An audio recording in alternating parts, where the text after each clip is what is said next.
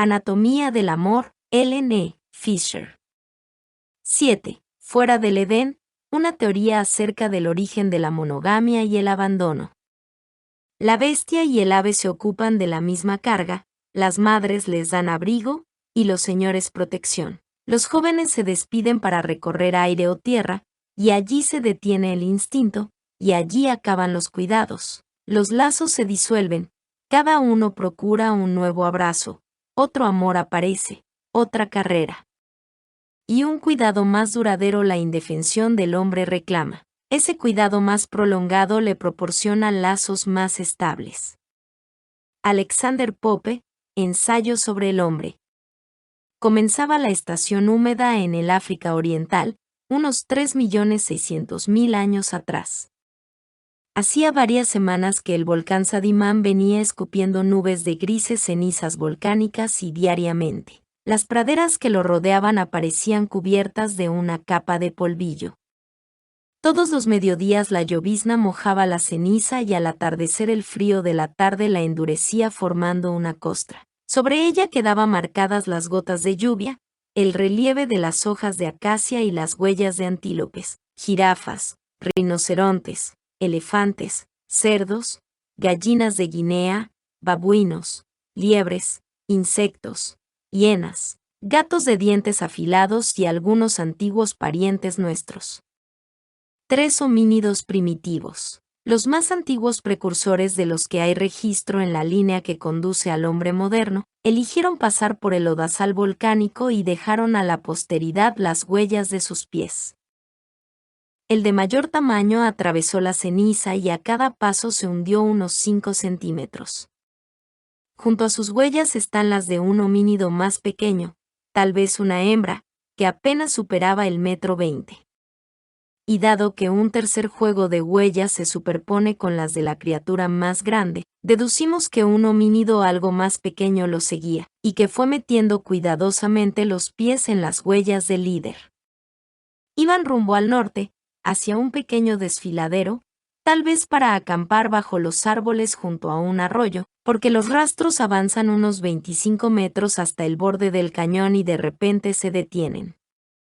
En 1978, Mary Leakey, la bien conocida arqueóloga y esposa de Louis Leakey, el ahora desaparecido y célebre padre de la paleoantropología africana, descubrió con su equipo las huellas mencionadas en un estrato geológico antiguo sobre el cual se destacaban por efecto de la erosión. Desde mediados de los años 70, Leakey había estado excavando en una localidad llamada La Etoli, una región al norte de Tanzania a la cual los nativos Mesaí bautizaron así a causa de las lilas rojas que la cubren actualmente. A pocas semanas de comenzar la estación de siembra descubrió este mensaje a través del tiempo. Salvo por pequeñas diferencias, las huellas eran exactamente iguales a las de los hombres y mujeres actuales. Estos animales pueden haber estado paseando, viajando o eligiendo un rumbo, y pueden haber pasado juntos o en diferentes momentos. Es algo que no se ha podido deducir de los muchos estudios que se han realizado de las huellas. Pero sí es indudable que vivieron y murieron cerca del desfiladero. En otras estaciones de siembra Leakey desenterró una gran cantidad de fósiles de homínidos, en su mayoría cráneos y fragmentos de mandíbula, así como dientes que aparecieron aislados de otros restos y que pertenecieron a más de 22 individuos que recorrían estas praderas bajo el monte Sadimán hace de 3,5 a 3,8 millones de años. No estaban solos. Al norte, junto a lo que es hoy el río Adar, en la región Efar de Etiopía, vivía Lucy. El antropólogo Donald Johansen y miembros de su equipo la desenterraron en 1974.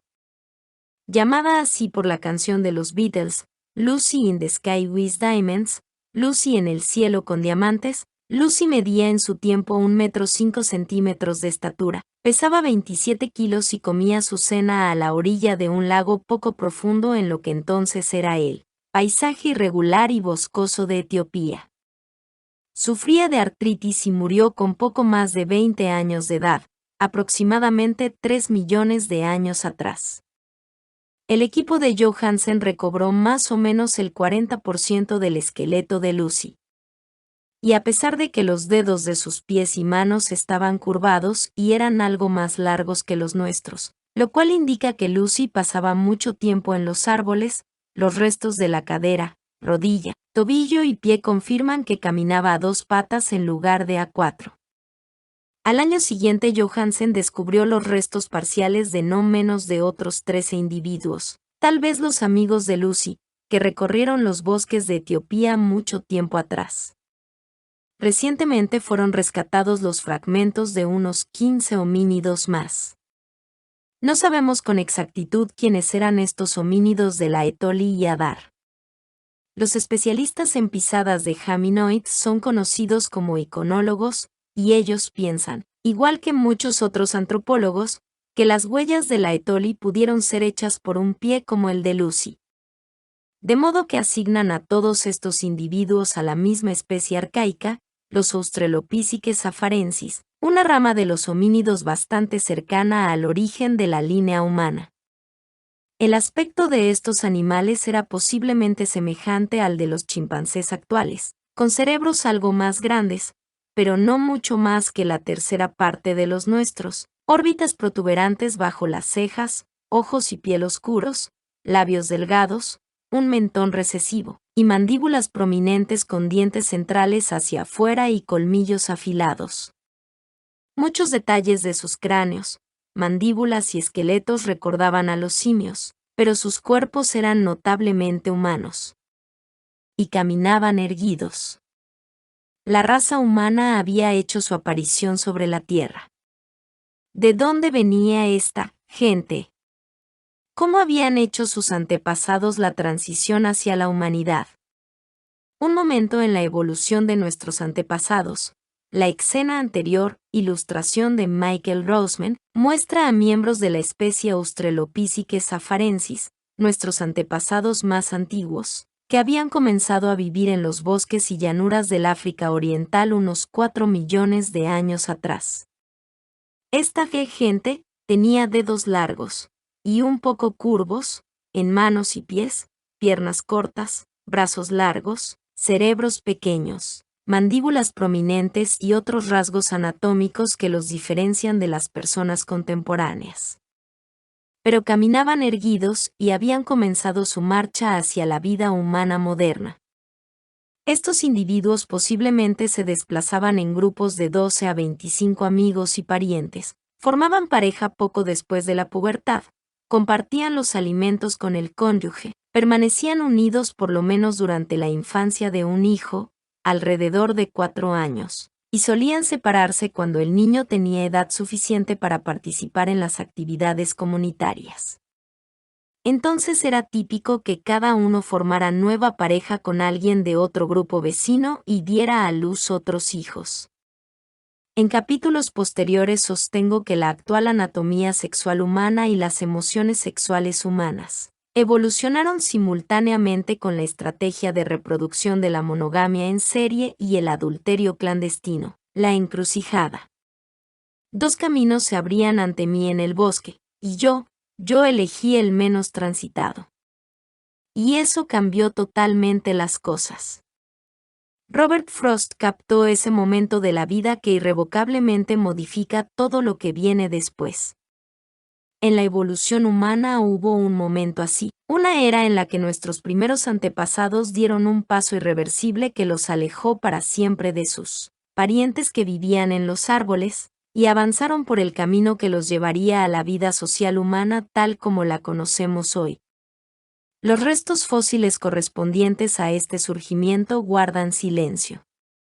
El eslabón perdido se extravió en el tiempo y entre las piedras.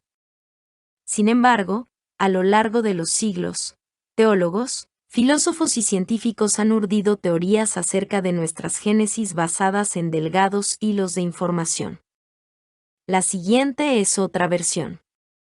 Proviene de datos científicos de diversas disciplinas, incluso de lo que se sabe de animales y plantas que tuvieron su apogeo en África Oriental millones de años atrás, de las costumbres de simios y monos, de los hábitos de apareamiento de otras especies monogámicas, como zorros y petirrojos, de la forma de vida de los pueblos cazadores y recolectores contemporáneos, y de los patrones de enamoramiento, apego y abandono humano que expongo en este libro. He aquí, pues, una hipótesis acerca de los orígenes del matrimonio, el divorcio y la formación de una nueva pareja.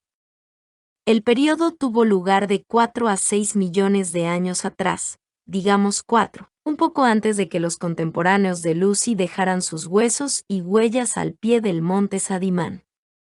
Junto a los lagos azul, verdosos, al borde del agua perezosa de los ríos, bajo los árboles de la selva y las vides trepadoras, se ocultaba la costa. Pero a cierta distancia del agua los árboles de caoba y los árboles de hoja perenne empezaban a ser menos densos, y crecían entre montes de árboles silvestres. Y más allá de los montes, al otro lado de las ondulantes colinas de África Oriental, se extendía un océano de hierba.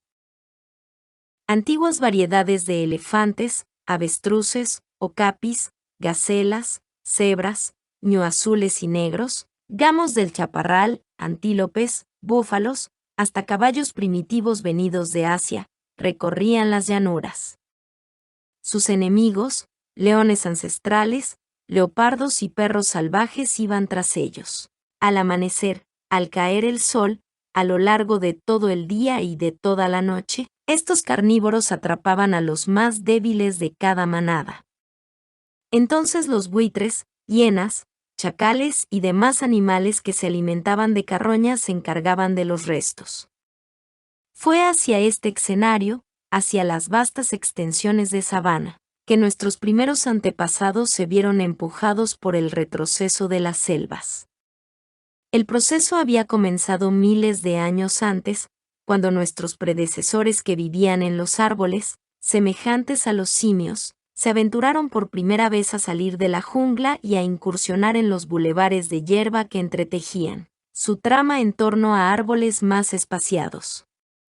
Quizá pequeños grupos de machos recorrieron los bosques buscando carne fresca. 3 o 4 hembras pueden haber aparecido juntas en el bosque buscando hormigueros de termitas. Y en algún momento comunidades enteras, tal vez hasta 30 individuos, los ancianos, los jóvenes, los osados y los temerosos, se congregaron bajo las ramas ya despojadas de frutos. ¿Cuántos siglos pasaron nuestros antepasados en este hábitat de los bosques es algo que nunca sabremos? Pero con el tiempo fueron empujados hacia el borde de estos árboles que se desparramaban. Allí se sentaron a contemplar la llanura. La jungla que habían dejado atrás estaba llena de zonas seguras. Aún en los bosques, donde los árboles estaban más separados, había siempre una vía de escape cerca. En las llanuras cubiertas de hierba no había dónde esconderse. Pero unos 4 millones de años atrás nuestros antepasados no tenían alternativa, era necesario comer. De modo que posiblemente avanzaron con cautela hacia la hierba, manteniéndose uno cerca del otro durante la marcha. Si descubrían un bosquecillo de anacardos o un campo de simientes daban gritos para atraer a los menos valientes, a la pradera abrasada por el sol. Y los tímidos venían, inducidos por una curiosidad nacida de la necesidad. Al comienzo, nuestros antepasados posiblemente se aventuraban hacia los pastizales solo en la temporada seca, cuando la selva y las frutas y brotes nuevos del bosque eran difíciles de encontrar. Pero el hambre y la rivalidad debieron de presionarlos. Entonces, como los ratones, como los rinocerontes, como muchas otras especies selváticas, incursionaban en lo desconocido. En las sabanas calcinadas nuestros ancestros posiblemente se apropiaban de huevos de avestruz, aves que empollaban en sus nidos, musarañas, crías de antílope y hasta babuinos desprevenidos, cualquier cosa que les pareciera comestible, incluso animales muertos. El hombre comedor de carroña. Varios antropólogos han propuesto hace poco que el acopio oportunista y la ingesta de carroña precedieron la caza de piezas grandes, que nuestros antepasados llegaron a las llanuras del mundo antiguo para vivir de la caza de pequeños animales y de carroña, Piratas de la carne. Poco tiempo atrás el antropólogo Gary Tanell puso a prueba esta hipótesis. Usó los recursos de la selva para comprobar si millones de años atrás nuestros antepasados podrían haber sobrevivido por medio de la caza oportunista y la ingesta de carroña. En 1984 Tanell instaló su carpa en la llanura Serengeti del África Oriental. Eligió un área de 6 kilómetros cuadrados al sudoeste de Kenia, correspondiente al ecosistema de Serengeti. Compartió el territorio con 9 leones. El objetivo era comer los restos de la cena de los leones en lugar de convertirse en parte de ella. Por la noche Tanell dormía al pie de 2 altas colinas, rodeado de los árboles en que pernoctaba el grupo local de babuinos. Estos vecinos lo alertaban cuando el león más grande hacía su visita nocturna para husmear a Tanell y marcar el territorio de su dominio en torno a su carpa. Durante la noche, y nuevamente al amanecer, Tanell prestaba atención. De este modo pudo saber dónde cazaban los leones de noche. Entonces, a las 9 de la mañana, cuando los leones se quedaban dormidos, recorría una ruta prefijada en busca de carne. Tanell siempre encontraba proteínas comestibles, un suido africano imprudente, un topi herido, 3 murciélagos dormidos, varios buitres ahitos de comida, 10 bagres en un charco a punto de desaparecer, un lagarto de 1 metro de largo en un pequeño cañón, o el esqueleto de un búfalo, uno azul o una gacela grande cazados horas antes por leones o leopardos. Tanell no comió nada de lo que encontró, pero llegó a la conclusión de que con solo una piedra filosa y un palo con punta un carroñero humano y alguien que lo ayudara a descarnar podían alimentar fácilmente a un grupo de 10, siempre y cuando se mantuvieran fuera del territorio de las hienas, el mayor rival de la humanidad en la obtención de carne. Del mismo modo que lo hizo Tanell, los actuales Hadza de Tanzania a veces buscan carroña en la estación seca. Escuchan las llamadas nocturnas de los leones y observan el vuelo de los buitres. A la mañana siguiente buscan los restos del festín, avanzan sobre el lugar, espantan a los carnívoros y mediante herramientas sencillas rescatan la carne. Es improbable que nuestros primeros antepasados terrestres utilizaran herramientas de la manera que lo hacen los Hadza. Al menos no se descubrió resto alguno de herramientas. De modo que estos primeros antepasados humanos no habrían podido cortar la piel ni las articulaciones ni pirateado grandes pedazos de carne 4 millones de años atrás. Pero otros primates comen carroña de vez en cuando, y no emplean utensilios. Además, los leones y leopardos generalmente abandonan las piezas atrapadas sin dar cuenta de ellas. Los leopardos ni siquiera cuidan su presa, que queda colgando del árbol donde le estuvieron comiendo. Tal vez nuestros antepasados esperaban hasta que el último felino trastabillaba de sueño, y entonces se deslizaban en silencio hasta la víctima para romperle el cráneo, sacarle el cerebro, desollarla, quitarle los tendones y buscar restos de carne. En otras ocasiones tal vez arrojaban piedras a los carnívoros mientras comían, para espantarlos por un momento, y les robaban pedacitos de carne antes de darse a la fuga. Indudablemente nuestros predecesores también se alimentaban con frutas y vegetales, así como con semillas, raíces y rizomas. Como recordarán, las mujeres de los cazadores-recolectores Con de África Meridional juntaban más de 90 variedades de frutas y vegetales, y contribuían con más del 65% de las calorías ingeridas diariamente por la banda. Y las mujeres, generalmente salían de expedición solo 2 o 3 veces por semana, y dedicaban el resto de su tiempo al esparcimiento, los juegos, a planear rituales y a chismorrear. Las tareas domésticas les llevaban aproximadamente 4 horas por día. En realidad, debido a la extensión de los territorios de los que disponían, el antropólogo Marshall Sahlins llamó a nuestros antepasados cazadores-recolectores la primera sociedad opulenta. Con solo un palo y una piedra nuestros predecesores podrían haber comido una gran variedad de frutas, nueces y también bayas. Sin embargo, sus comidas deben de haber sufrido frecuentes interrupciones. A campo abierto es imposible comer sin ser visto. Comer lleva tiempo. Los grandes felinos, enemigos primordiales de los primates, estaban a la altura de los ojos, y la seguridad de las ramas había desaparecido. De modo que, igual que Tanel, nuestros primeros antepasados posiblemente permanecían donde el pasto estaba corto, mantenían árboles y colinas a la vista y evitaban el pasto alto, los matorrales y las orillas de la selva, donde rondaban los leones. Es posible que también vigilaran a los grupos de babuinos. Cuando estos animales se ponían nerviosos, el estado de alerta era aún mayor. Entonces, cuando un león avanzaba, nuestros antepasados se amontonaban espalda contra espalda, se erguían sobre las patas traseras, agitaban los brazos en alto, arrojaban piedras y pegaban alaridos.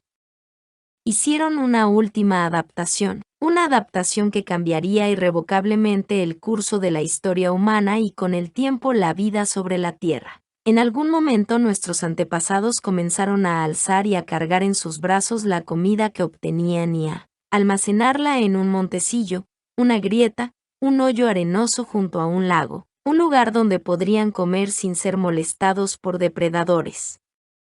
Tanel está convencido de que nunca permanecían en el lugar donde cazaban ni llevaban la comida a donde dormían. En cambio, la juntaban, la trasladaban y salían a cenar. Y para trasladar con las manos y salir a cenar es necesario caminar erguido. Solo el hombre ha llegado a ser bípedo, escribió Darwin en 1871. Dedujo que nuestros antepasados se alzaron sobre los pies a fin de usar las manos para arrojar piedras y ramas a los enemigos y atacar a sus presas. El hombre, un cazador, y también un protector de las mujeres. Desde la época de Darwin hasta aquí, generaciones de científicos se han dedicado a reconstruir este enfoque. En los años 60 todo el mundo pensaba que nuestros antepasados se pusieron de pie para cargar armas y estar en condiciones de cazar presas grandes como jirafas y cebras, y que esgrimían armas para proteger a sus parejas. En respuesta a esta explicación machista, diversas antropólogas arguyeron en los años 70 y 80 que nuestros antepasados posiblemente caminaban erectos a fin de juntar y transportar vegetales. La mujer recolectora. Ahora la opinión de los especialistas ha vuelto a cambiar y los antropólogos sostienen que los primeros homínidos caminaban con 2 pies para poder reunir y comer carroña. Probablemente todas estas teorías son correctas. Al llevar consigo un palo afilado, los hombres y mujeres primitivos podían desenterrar raíces y tubérculos del suelo. Llevando consigo piedras, podían derribar un suido africano, una cría de antílope o un babuino. Cargando ramas, podían espantar chacales o buitres de la comida. Si disponían de una rudimentaria bolsita de hojas y una cuerda, podían trasladar carne y vegetales a un punto seguro en las rocas o los árboles. El caminar con 2 pies también favorece un metabolismo eficaz, necesario para emprender largas y lentas marchas. La cabeza está elevada, lo cual es bueno para avisorar el alimento y a los depredadores. Por último, cuando los primeros seres humanos usaban sus manos para cargar, podían usar las bocas para aullar ante un depredador, alertar a un compañero o dar indicaciones. ¿Qué transformación deben de haber sufrido nuestros antepasados? Es posible que al principio apenas se alzaran momentáneamente sobre sus miembros traseros, que se pusieran de pie manteniendo con dificultad el equilibrio y que avanzaran dando tumbos algunos metros, como hacen los chimpancés, antes de recuperar la posición cuadrúpeda. Sin embargo, con el tiempo los pulgares de sus pies giraron hasta quedar paralelos a los demás dedos. Además, desarrollaron un arco desde el talón a los dedos y un segundo arco a lo largo de la base de los dedos que, combinados, operaban como trampolines, alargándose y luego encogiéndose con cada paso a fin de propulsar el cuerpo hacia adelante. Con poderosos músculos nuevos en las nalgas, una pelvis que se había ensanchado y achatado, rodillas alineadas con las caderas y fuertes huesos en los tobillos, ya no necesitaban balancearse al caminar. En cambio, recogían casi sin esfuerzo el peso cuando caían hacia adelante y daban el paso humano. Con el caminar, el acopio y la carga, los antepasados de los abuelos de los abuelos de los abuelos de Lucy encontraron su hogar en la sabana. Pero yo sostengo que al transformarse en bípedos se inició una revolución sexual. Cuando nuestros antepasados vivían en los árboles y las mujeres caminaban a cuatro patas, los recién nacidos se aferraban al abdomen de la madre. A medida que la criatura crecía se montaba sobre su espalda mientras ella se desplazaba sin entorpecimientos. Pero en las praderas las mujeres caminaban erguidas. Ahora tenían que llevar a sus bebés en brazos.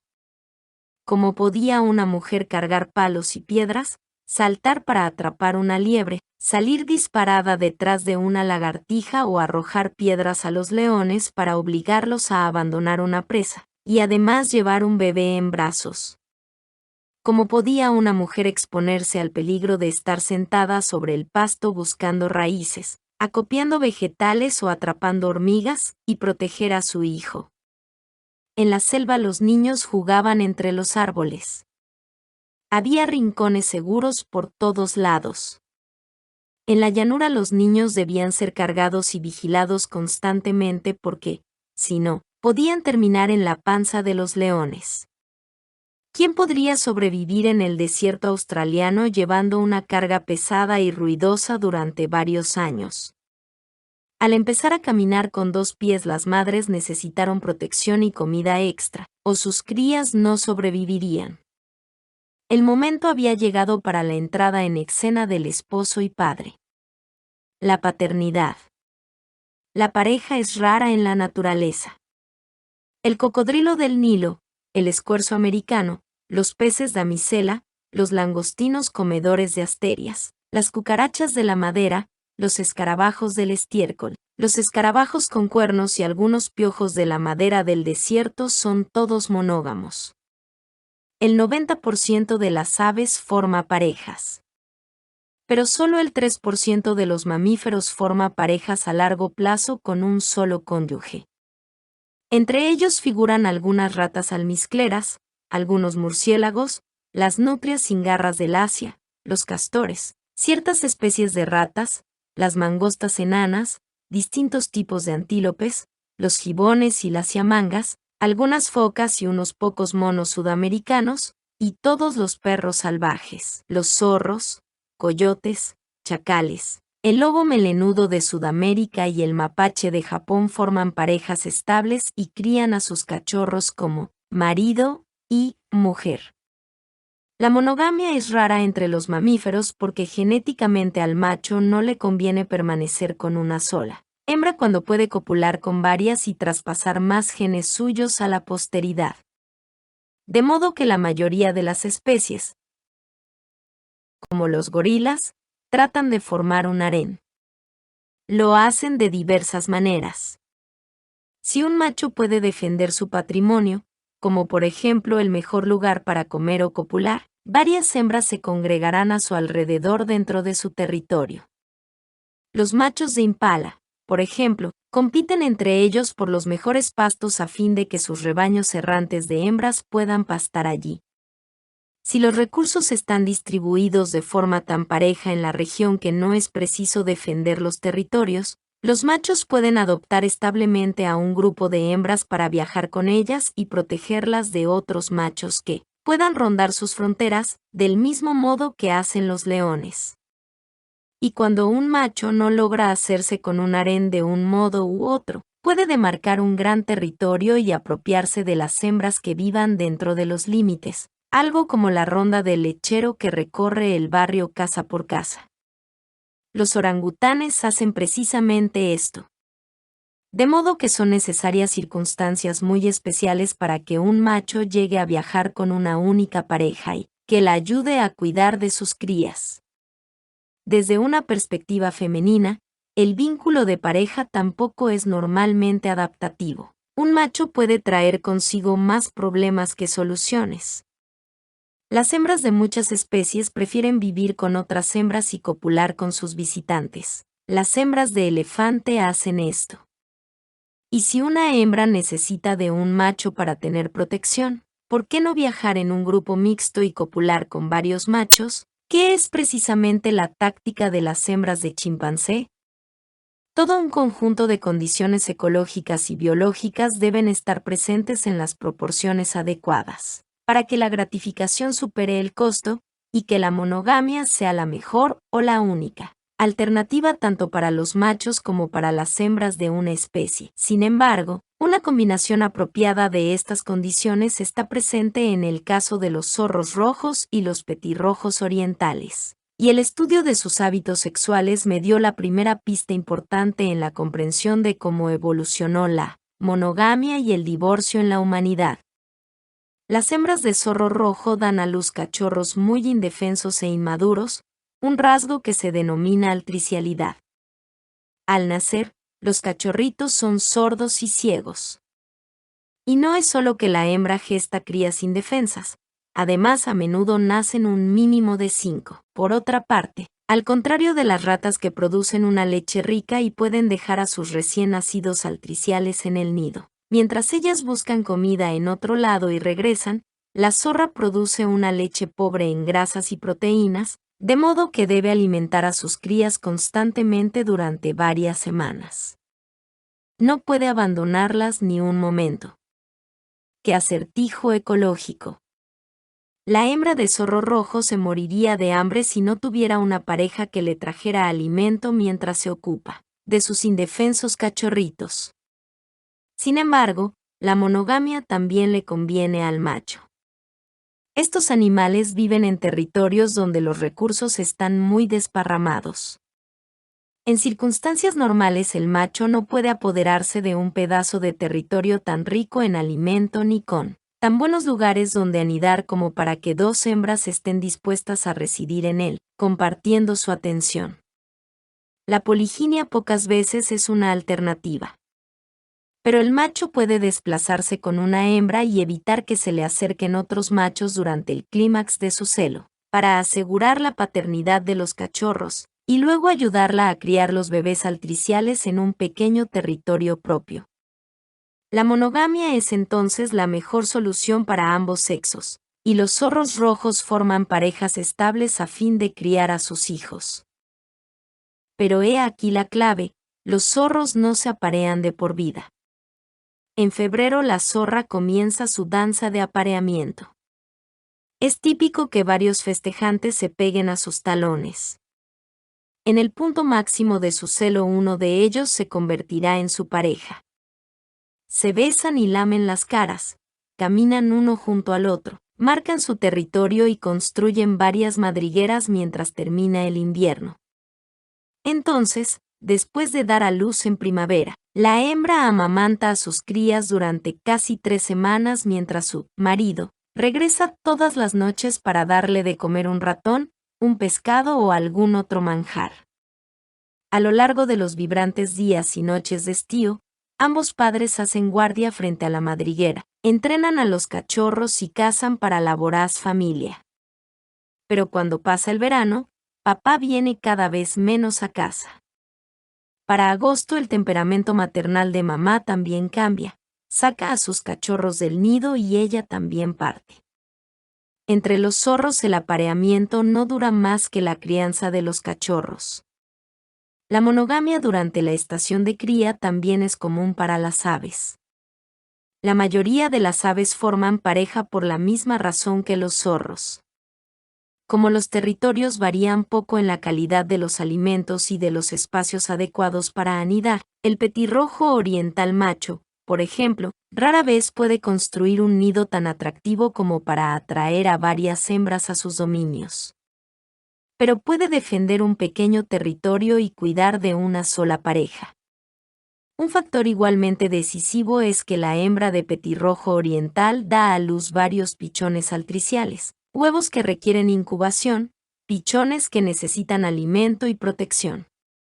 Alguien debe permanecer con las criaturas constantemente. Y como los bebés de petirrojo no maman la teta, los machos están igualmente capacitados para encargarse de ellos. A causa de estas circunstancias, los petirrojos orientales y alrededor del 90% de más de 9.000 especies aladas forman pareja, mientras crían a sus pichones. Pero aquí está la clave otra vez. Como los zorros rojos, los petirrojos orientales no forman pareja para toda la vida. Se aparean en la primavera y crían una o más nidadas durante el tórrido calor de los meses de verano. Pero cuando en agosto el último pichón abandona el nido, los padres se separan para unirse a una bandada.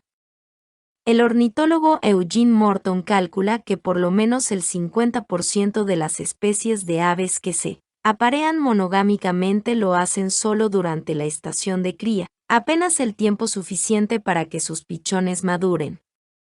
Al año siguiente una pareja puede volver al mismo lugar y aparearse otra vez, pero es más frecuente que uno de ellos muera o desaparezca y que el otro cambie de pareja.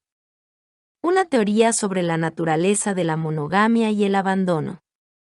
Nuestros primeros antepasados homínidos tenían varias cosas en común con los zorros rojos y los petirrojos orientales. En la cuna de la humanidad nuestros predecesores sobrevivieron caminando, acopiando, comiendo carroña y cambiando de lugar. Las nueces, bayas, frutas y carne podían encontrarse en distintos puntos de la pradera. Un macho nómada no podía acopiar ni defender suficientes recursos para un harén. Tampoco podía monopolizar el mejor lugar para habitar porque nuestros antepasados copulaban durante el descanso. Para a continuación seguir el viaje, el mejor lugar sencillamente no existía. Y aun si un macho lograba atraer a un grupo de hembras, ¿cómo podía protegerlas? Cuando los leones no estaban cuidando de su rebaño de esposas, los solteros podían llegar sigilosamente desde la retaguardia para robárselas. En circunstancias normales la poliginia no era posible. Pero el macho podía caminar junto a una única hembra, tratar de protegerla de los otros machos durante el celo y ayudarla a criar su progenie, monogamia. El problema femenino era todavía más apremiante. Es poco probable que nuestras primeras antepasadas dieran a luz bebés marcadamente inmaduros, altriciales, como los que procrean las mujeres hoy, véase el capítulo 12, o que engendraran más de uno a la vez. Ninguno de los simios engendra varios hijos, bebés que se caerían de los árboles. Sin embargo, según decíamos antes, cuando nuestros antepasados se alzaron sobre las piernas, las hembras quedaron sometidas a la carga de sus crías. De modo que el vínculo de pareja se convirtió en la única alternativa posible para las hembras, un vínculo que, además, era viable para los machos, y así surgió la monogamia. Pero, ¿qué necesidad había de que los vínculos de pareja fueran permanentes? Tal vez, igual que los zorros rojos y los petirrojos, nuestros antepasados solo necesitaban formar pareja el tiempo suficiente para que las crías superaran la infancia. Lo que me hizo pensar esto fue la notable correlación entre la duración de la infancia humana en las sociedades tradicionales, cerca de 4 años, y la duración de muchos matrimonios, cerca de 4 años. Entre los tradicionales las madres mantienen a sus hijos cerca de la piel, les dan de mamar a intervalos regulares durante todo el día y la noche, les prestan atención especial cuando el bebé lo requiere y les ofrecen el pecho a modo de chupete. A consecuencia de este constante contacto corporal y esta estimulación del pezón, así como de la gran cantidad de ejercicio físico que realizan las madres y de su dieta baja en calorías, la ovulación se interrumpe y la capacidad de quedar embarazadas de nuevo se detiene durante más o menos 3 años. De ahí que los bebés nazcan cada 4 años. 4 años es el periodo usual de espera entre sucesivos nacimientos de los aborígenes australianos que también practican el amamantamiento continuo y entre los Gain de Nueva Guinea. Los niños también son destetados aproximadamente en el cuarto año por los Yanomamo de Amazonía, los esquimales Netzilik, los Lepcha de Sikkim y los Dani de Nueva Guinea. A pesar de que la espera entre nacimientos varía de un pueblo cazador, recolector a otro, y la edad a la que se produce el primer parto, así como el número de hijos previamente dados a luz por una mujer inciden sobre los intervalos entre nacimientos. Estos datos han conducido a la antropóloga Jane Lancaster y a otros a concluir que el patrón de 4 años entre partos, causado por el ejercicio frecuente y el hábito de amamantar continuamente durante todo el día y la noche, era el patrón reproductivo habitual durante nuestro largo pasado evolutivo. De este modo, el pico mundial actual de divorcio, aproximadamente 4 años, se adecúa al periodo tradicional entre los nacimientos humanos, 4 años. Y esta es mi teoría, entonces. Tal como en las relaciones de pareja entre zorros, petirrojos y muchas otras especies que se aparean solo durante el periodo de crianza, los vínculos humanos de pareja se desarrollaron en un principio para durar solo el tiempo que lleva criar a un hijo, dependiente durante la infancia, es decir, los primeros 4 años, a menos que un segundo hijo sea concebido. Seguramente hubo variaciones sobre este tema. Algunas parejas pasaban meses o años después del apareamiento sin concebir un hijo. A menudo el hijo moría en la infancia, con lo cual la cuenta volvía a cero y extendía la duración del vínculo. Algunas parejas probablemente permanecían juntas indiferentes a la esterilidad porque gustaban uno del otro o porque no había otras parejas disponibles. Todo un conjunto de factores debe de haber afectado a la duración de las parejas primitivas. Pero a medida que se sucedían las estaciones, mientras las décadas se convertían en siglos, esos primeros homínidos que permanecían unidos hasta que su criatura era destetada sobrevivían desproporcionadamente, y preparaban el terreno para la monogamia en serie. La comezón del 7º año, reformulada como ciclo humano reproductivo de 4 años, puede ser un fenómeno biológico. Amistades especiales. Cómo surgió la monogamia en serie es algo sobre lo que solo podemos hacer suposiciones. Nuestros primeros antepasados probablemente vivieron en comunidades muy semejantes a las de los chimpancés modernos. Todos copulaban con casi todos, salvo con la madre o los hermanos directos. Luego, gradualmente, la monogamia en serie fue apareciendo. Sin embargo, la forma de vida de los babuinos aceituneros nos proporciona un modelo fascinante para la comprensión de cómo evolucionaron el vínculo de pareja, el núcleo familiar y el divorcio en estas hordas primarias. Los babuinos aceituneros viajan en manadas de unos 60 animales, recorriendo las praderas del África Oriental. Cada manada está compuesta por varias familias matriarcales, gobernadas por una hembra rodeada de sus hijos, y a menudo por las hermanas y sus crías. Los hijos varones abandonan el grupo en la pubertad para unirse a grupos vecinos. Igual que las familias humanas de muchos pueblos pequeños, una familia babuina matrilineal domina la vida social local, otra familia ocupa el segundo lugar en jerarquía y así sucesivamente. Y todos saben cuál es el lugar de cada uno. Los machos babuinos participan en la red de vida social a través de amistades especiales, con hembras específicas. En primer lugar, dichas amistades le proporcionan el acceso a la manada. Gray, por ejemplo, era un macho saludable y atractivo que apareció en la periferia de una manada de babuinos, el grupo Pump House, poco antes de que la antropóloga Shirley Stram comenzara también a rondarlos. Gray permaneció fuera de las actividades del grupo durante varios meses, un solitario.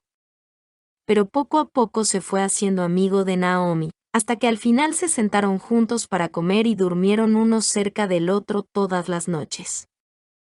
A través de Naomi, Gray trabó amistad con otras hembras y con el tiempo fue aceptado en la manada.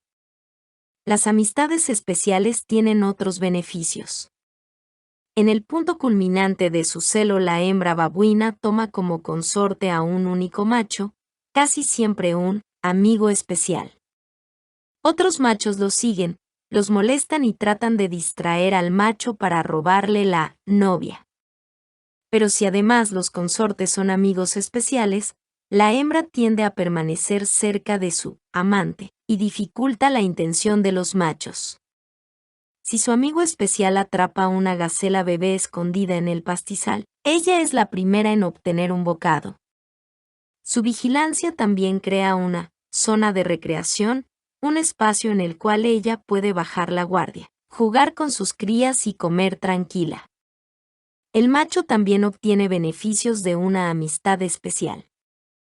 A menudo se convierte en el padre social de las crías de la hembra. Las carga, las cuida, las mima y protege. Pero también las usa. Si otro macho lo amenaza, el macho agarra al pequeño y lo sostiene contra el pecho. Esto detiene el ataque de inmediato. Entre los babuinos, los amigos especiales son camaradas con los cuales se intercambian favores, toma y daca. Probablemente nuestros antepasados trababan amistades especiales mucho tiempo antes de bajar de los árboles. Como recordará el lector, a menudo los chimpancés van de safari con su pareja. Pero cuando el caminar con dos pies obligó a las hembras a cargar con sus crías a través de pastizales peligrosos, con lo cual pasaron a necesitar de protección masculina, dichas amistades podrían muy bien haberse convertido en relaciones más profundas y durables, el comienzo primitivo del matrimonio humano. Es relativamente sencillo explicarnos cómo nuestros antepasados homínidos conocían a una futura esposa. Las bandas formadas por 4 o 5 hembras, sus amigos especiales y las crías respectivas. Un grupo lo bastante grande para protegerse a sí mismo y a la vez lo bastante pequeño para moverse rápidamente. Sin lugar a dudas viajaban juntos. Lo más probable es que los territorios de tales bandas se superpusieran. De esta manera una presa pasada por alto por un grupo de gente primigenia era atrapada por el siguiente grupo que pasaba cerca. En muchas especies de primates, ya sea los machos o las hembras abandonan el grupo natal en la pubertad, de modo que parece razonable pensar que cuando los grupos se cruzaban, los adolescentes a veces cambiaban de residencia. 4 millones de años atrás, en las ardientes llanuras de África, los individuos probablemente crecían dentro de una red de varias manadas conectadas sin restricciones. Los jóvenes seleccionaban entre dichos individuos a aquellos con quienes establecerían amistades especiales y, luego relaciones de pareja, los primitivos matrimonios homínidos.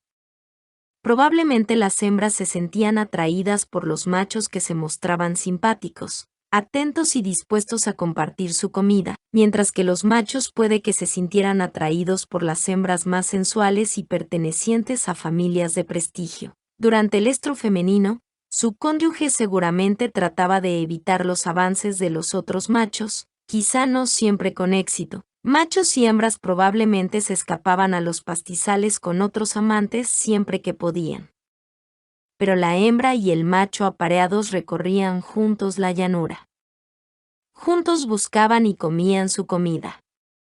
Juntos protegían y criaban a sus hijos. Y entonces, una mañana, él o ella abandonaba la banda para viajar con un nuevo amigo especial perteneciente a otro grupo. Advertencias. No pretendo insinuar que nuestros antepasados se tomaban a la ligera la cuestión de abandonarse mutuamente. El divorcio debe de haber generado el caos, igual que lo hace hoy. En todo el mundo la gente discute antes de separarse. Hay quienes cometen homicidio o suicidio. Los hijos terminan confundidos, asustados y desplazados. La parentela se enemista. En ocasiones, comunidades enteras acaban involucrándose. Aún entre los primates las redistribuciones en el orden social a menudo originan peleas feroces. Tampoco afirmo que los niños primitivos eran independientes a los 4 años de edad, ni en lo nutricional ni en lo emotivo. pero los niños de las comunidades modernas de cazadores, recolectores comienzan a integrarse en los grupos de juego de diversas edades más o menos para esa época de la vida. Los hermanos mayores, parientes, amigos y las demás personas de la comunidad también participan más en su cuidado. En otras especies a esos hermanos mayores se los llama ayudantes del nido, mientras que los parientes adultos de la madre y sus amigos, que echan una mano en la crianza del niño, son llamados alopadres. No cabe duda de que estas madres extra, presentes en gran cantidad de otras especies y en todas las culturas humanas, también existían en las bandas prehistóricas. De modo que, en cuanto la madre dejaba de cargar a su hijo constantemente, o dejaba de darle de mamar noche y día, su urgente dependencia de un protector proveedor disminuía. Su incipiente marido también dependía menos de ella. Para poner a salvo su futuro genético, se había visto obligado a proteger a su progenie hasta que otros pudieran empezar a ayudarlo en la tarea. Sin embargo, en la medida en que el niño salía de la infancia, una vez más estaba en condiciones de responder al imperativo biológico de reproducirse de nuevo. Es posible que los antiguos amantes no necesitaran permanecer en pareja pasada la primera infancia del bebé, a menos que un segundo bebé dependiente naciera. Por último, tampoco afirmo que todos los machos y hembras de nuestra temprana prehistoria se abandonaran mutuamente en cuanto sus crías empezaban a salir tambaleando de la infancia.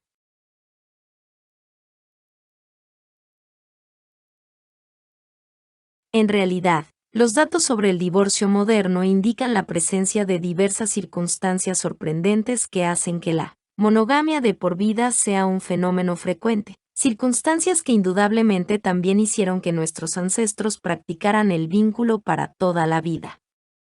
Una circunstancia asociada con los vínculos de pareja estables en las personas es el aumento de la edad cronológica. Como recordará el lector, en todo el mundo las cifras de divorcio disminuyen de modo impresionante después de los 30 años. Quizá 4 millones de años atrás las parejas entradas en años permanecían unidas a fin de darse apoyo, recíprocamente y para ver crecer a sus nietos, y así marcaron pautas para la tendencia humana actual. En segundo lugar, la monogamia de por vida parece ser común hoy en día en parejas incluidas en las muestras de las Naciones Unidas, que tienen 3 o más hijos dependientes, un patrón que es muy común en las sociedades tradicionales. Por lo tanto, cuantos más niños se den a luz, más probable será que la pareja permanezca unida. Dicha tendencia quizá también provenga de los remotos días de la humanidad en que los consortes con varios hijos no podían abandonar la familia. ¿Por qué habían de hacerlo? Si los cónyuges eran compatibles, y el apareamiento era conducente a la crianza de varios hijos, era genéticamente ventajoso para ambos formar una pareja permanente. En tercer lugar, la monogamia de por vida se pone en práctica por razones ecológicas. El lector recordará que el divorcio es menos frecuente en las sociedades donde hombres y mujeres dependen recíprocamente en lo económico, lo cual es más evidente en las sociedades que trabajan la tierra con arado.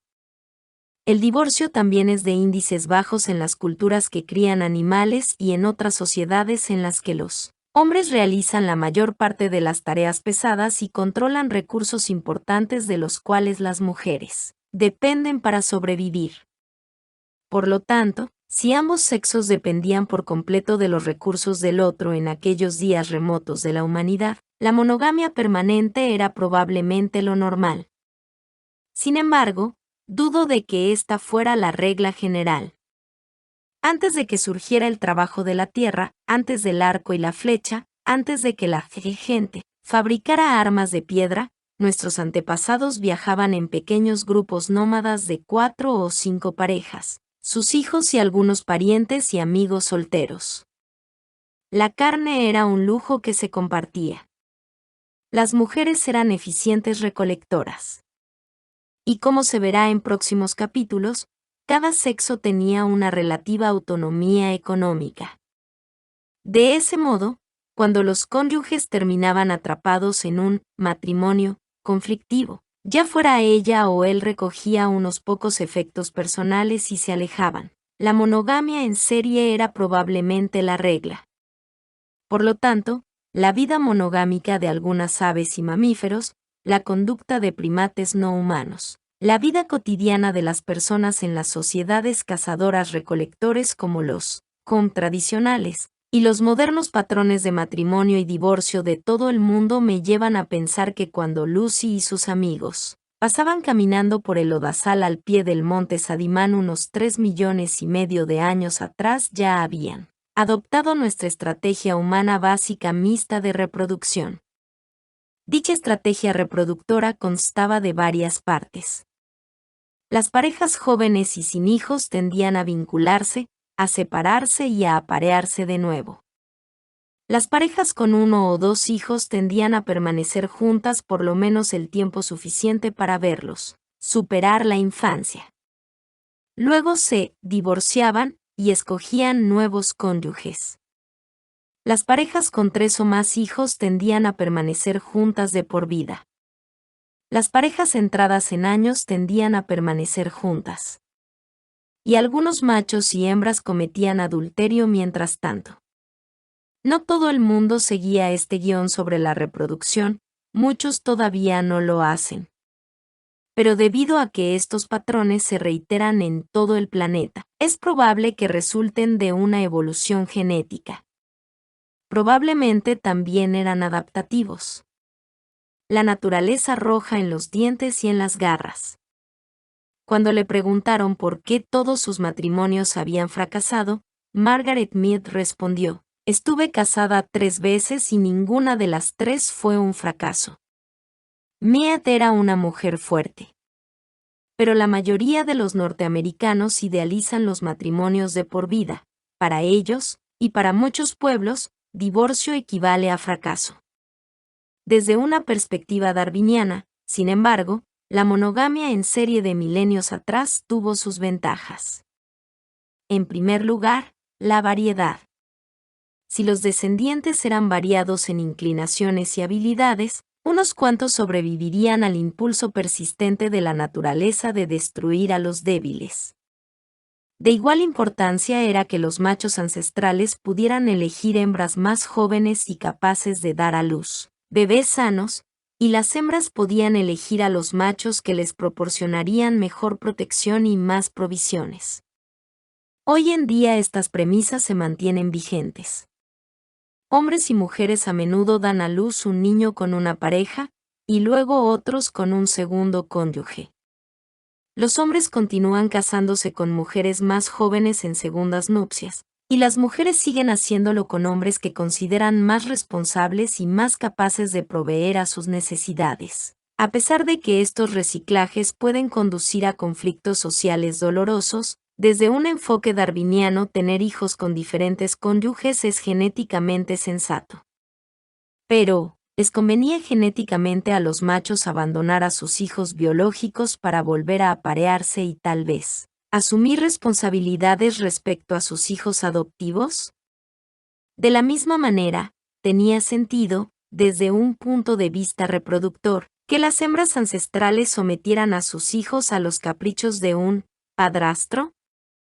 El sentido común darwiniano indica que no es adaptativo abandonar el propio ADN para ocuparse del protoplasma ajeno. Las respuestas a estas preguntas son, en mi opinión, muy sencillas. Las vicisitudes de la relación entre padrastros e hijastros se han complejizado con la vida moderna. En general, actualmente los padres occidentales crían a sus hijos por sí mismos, y los costos de la educación y la recreación son altos. Los chicos quieren bicicletas, estéreos, computadoras, y quieren ir a la universidad. Por lo tanto, hacerse cargo de hijos ajenos puede representar una gran desventaja económica. Pero en nuestro pasado prehistórico, los niños se integraban a los grupos de juegos de edades mixtas al poco tiempo de ser destetados, y sus hermanos, abuelos y otros miembros de la comunidad ayudaban a criar a los niños. El núcleo familiar aislado no existía. Las guarderías eran gratuitas. y el costo de la educación y la recreación era bajo. De modo que para un macho convertirse en padrastro, pasada la primera infancia del niño, era bastante menos exigente en el pasado. En realidad, es muy común en las sociedades tradicionales de la actualidad, probablemente por estas razones. Los niños ancestrales posiblemente tampoco sufrían demasiado a causa del divorcio primitivo, en tanto en cuanto el padrastro aparecía en escena cuando él ya estaba integrado en un grupo de juego y en la comunidad en general. Sin embargo, si el padrastro aparecía mientras el niño todavía tomaba el pecho de la madre, las consecuencias para el niño pueden haber sido desastrosas, debido a otra dura realidad de la naturaleza que los leones ilustran muy bien. Cuando un nuevo grupo de leones machos se apoderan de un territorio y desplazan a sus líderes, matan a todos los leones pequeños que encuentran. Desde una perspectiva darwiniana, no les conviene criar cachorros que no engendraron.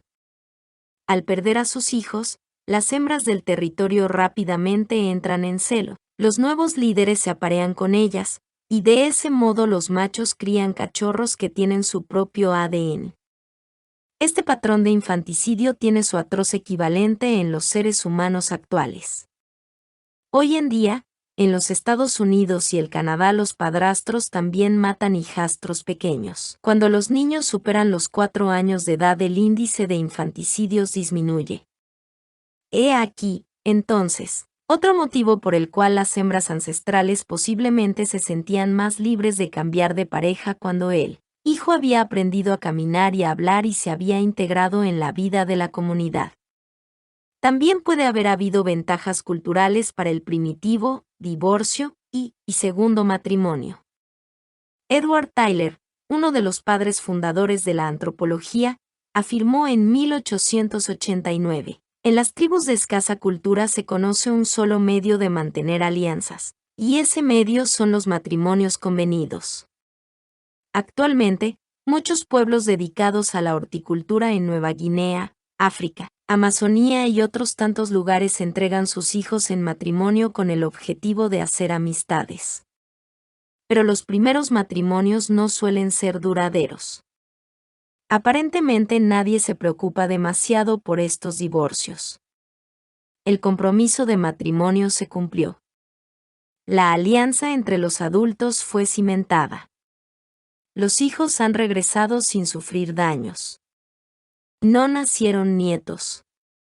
Y los padres están encantados de recuperar a sus hijos. Si estas actitudes prevalecían milenios atrás, ¿por qué no volver a casarse? Con cada nuevo apareamiento los lazos sociales se ampliaban a las bandas vecinas. Las costumbres, ideas e información también entraban en circulación. Es indudable que nuestros primeros antepasados no pensaban en el ADN cuando se abandonaban. La gente continúa siendo bastante indiferente a las consecuencias genéticas de su vida sexual y reproductora.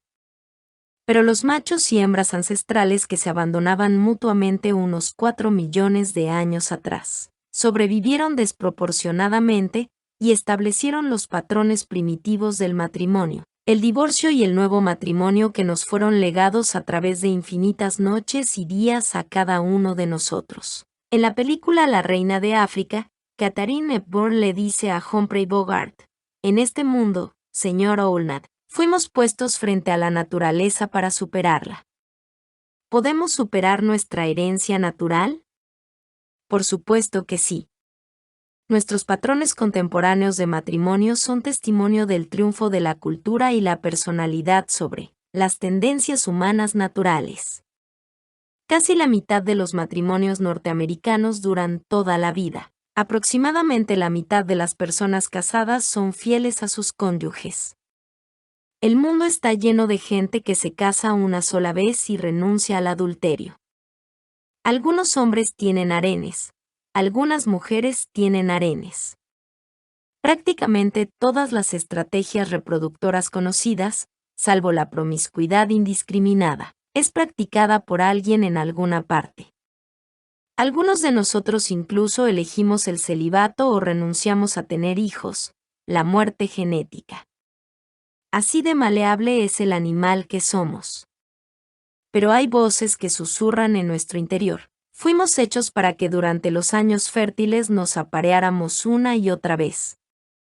¿Qué mundo forjaría este imperativo sexual? La próxima parte. Anatomía del amor, Ellen Fischer. 8. Eros, la aparición de las emociones sexuales. Audio Gala YT.